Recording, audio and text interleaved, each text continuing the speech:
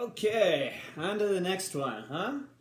All right, as you can see in our glasses, as well as probably in your glasses as well, this is a pretty highly carbonated beer here, and you can see the head just continues to grow. Of course, we're talking about Delirium Tremens, fine Belgian beer. I believe that delirium tremens are actually a nightmare that you have when you're in the midst of alcohol withdrawal. And so maybe not the most appropriately named beer, but, hence the floating pink elephant. So I guess if you're having nightmares about pink elephants, maybe it's not the worst thing in the world.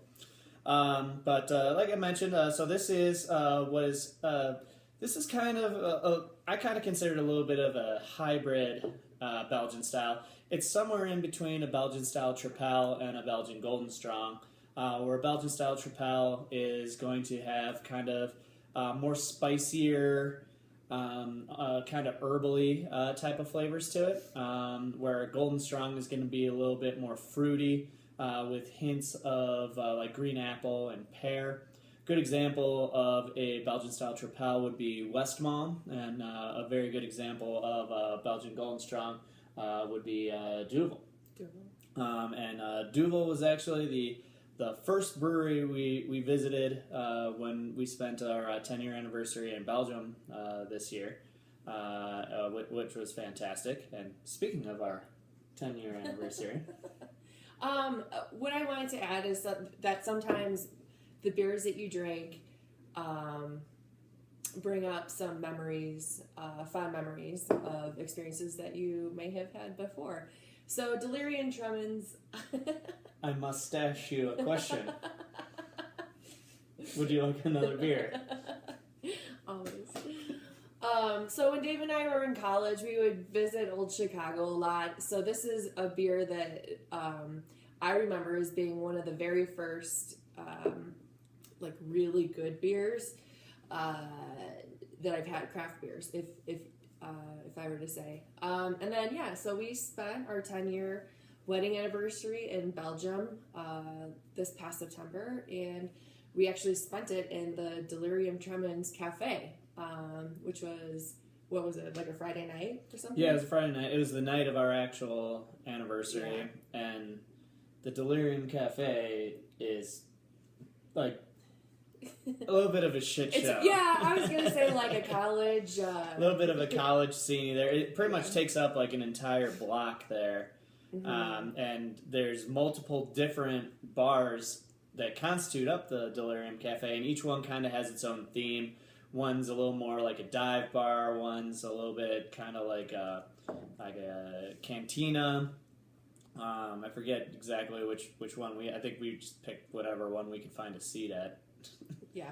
So, in short, find beers that you enjoy and that remind you of your loved ones and great experiences.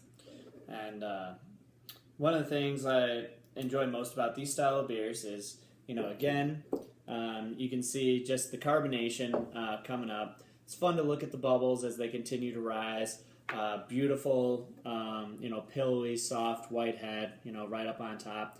It's beautiful looking beer, golden clear. And so, like I had mentioned, that this is kind of a little bit of a hybrid between a Tripel and a Golden Strong, where I do pick up spicy notes, which is normally from the yeast, could be from Saaz hops, if that's the hops that they're using for it.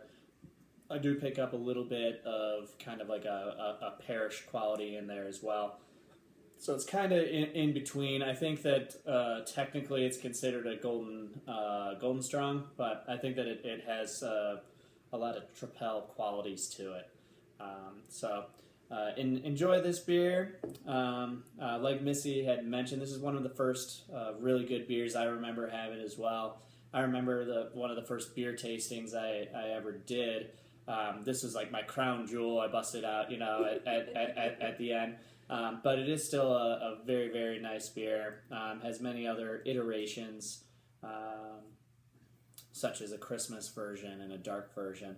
But this one is a very nice example of some great Belgian beer as well. All right, continue on with the tasting. Cheers, and we'll see you for the next one. Cheers.